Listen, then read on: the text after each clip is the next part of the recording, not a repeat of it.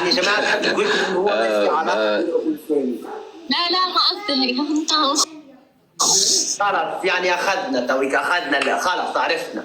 اصلا انا بدي اقول شيء لسامي، انه حلقه اليوم انا اللي عمله بقفاي، انا ما كنت كتير شاهده على الامور. ثانك يو انت رجال بكل معنى الكلمه، رجل وعندك احترام لكل شيء، وعن جد شابوبا، انت رجل بعقل والله، رجل بمعنى الكلمه. طيب يا جماعه خليكم هنا، اطلعوا مع جماعتكم وتفرجوا شويه ونشوفكم ان شاء الله على خير. اوكي اوكي يا علاء ها يا لطيف اسمع يا لطيف. اسمع فيك. فما حلقات حلقة نهار الجمعة ظهر لي ولا؟ القصف اللي اعطيته الذكيه، قلت لها توك نجي لدارك، قلت لها توك نجي لدارك ترضيني. لا هو قصف كان للكل، قصف للكل. ماني نحب اني الحلقه هذيك انت تكلمت فيها برشا وحكيت فيها برشا، اني نسيت. والله بقى الكفر انا مو قبل ما افهم. لا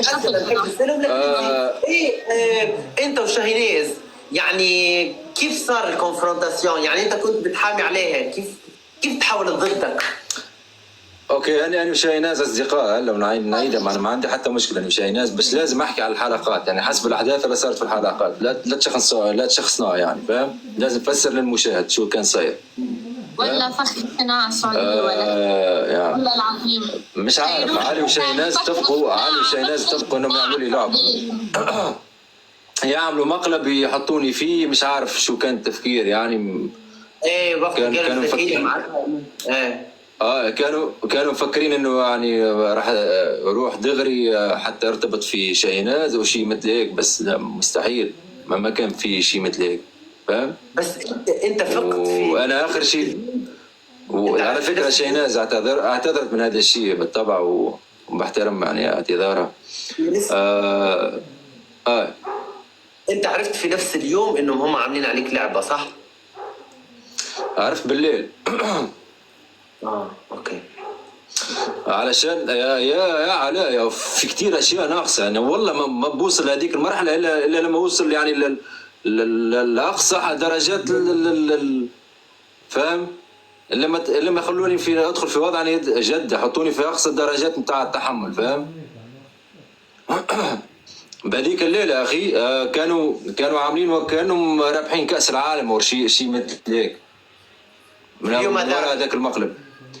من وراء، وكانه انا وقاعد في الفخ وقاعد في المقلب واخذيني مسخره، وكانوا حاطين علي على اكتاف طارق وداخلين فيه وبيضحكوا فاهم، وكانوا انا وقاعد في الفخ هم سووا شيء مذهل. ما شفنا نحن هذين، ما شفتوه انتم، ما شفتوه. هذا المشكله انه انتم ما شفتوا هذاك الشيء.